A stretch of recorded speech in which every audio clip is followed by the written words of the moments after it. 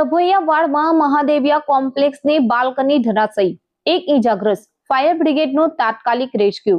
ભરૂચ શહેરના ડભોઈયાવાડ વિસ્તારમાં આજે એક ગંભીર અકસ્માત સર્જાયો હતો। મહાદેવિયા કોમ્પ્લેક્સની બાલ્કની અચાનક ધરાશયી થતા વિસ્તારમાં અફરાતફરી અને ભયનો માહોલ સર્જાયો હતો।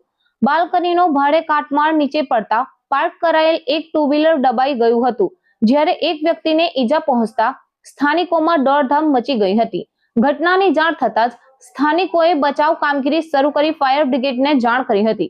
સૂચના મળતા જ ભરૂચ ફાયર બ્રિગેડની ટીમ તાત્કાલિક ઘટના સ્થળે પહોંચી હતી। ફાયર જવાનોએ કાટમાળ હટાવી ઈજાગ્રસ્ત વ્યક્તિને સુરક્ષિત બહાર કાઢી સારવાર માટે હોસ્પિટલ ખસેડ્યો હતો। સાથે જ કાટમાળ નીચે ફસાયેલા ટુ વ્હીલરને પણ બહાર કાઢવાની કામગીરી હાથ ધરી હતી। ઘટના બાદ સ્થળ પર લોકોના ટોળેટોળા ઉમટી પડ્યા હતા। પ્રાથમિક તપાસમાં બાલ્કની જર્જરિત હાલતમાં હોવાના કારણે આ અકસ્માત સર્જાયો હોવાની આશંકા વ્યક્ત કરવામાં આવી રહી છે। આ ઘટનાએ ચોમાસા પૂર્વે ભરૂચ નગરપાલિકા દ્વારા ભયજનક અને જર્જરિત ઇમારતો સામે હાથ ધરાતી કામગીરી પર ગંભીર સવાલો ઉભા કર્યા છે।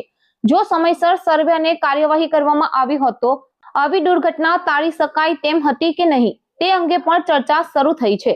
હવે શહેરની અન્ય જર્જરિત ઇમારતોની સલામતી અને નગરપાલિકાની કામગીરી સામે અનેક પ્રશ્નો ઉભા થયા છે। શહેર સ્થિત આજરોજ ડભોઈયાવાડ વિસ્તારમાં મહાદેવિયા કોમ્પ્લેક્સનો બાલ્કની ધરાશાયી થવાનો બનાવ બન્યો હતો, જેમાં નીચે રહેલ એક ટુ વ્હીલર અને એક વ્યક્તિને ઈજા થયેલ હતી, જેઓને તાત્કાલિક હોસ્પિટલ શિફ્ટ કરેલા છે અને વ્હીકલને સહી સલામત બહાર કાઢેલ છે। તેમજ અન્ય અહીંયા જે જરૂર પ્રમાણે ઇલેક્ટ્રિસિટીના કનેક્શન તેમજ ગુજરાત ગેસની મેઇન લાઇનને બંધ કરાવેલ છે અને પરિસ્થિતિની ગંભીરતાને જોતા તમામ વ્યક્તિઓને અહીંયાથી દૂર રહેવા માટે સૂચન કરવામાં આવ્યું છે।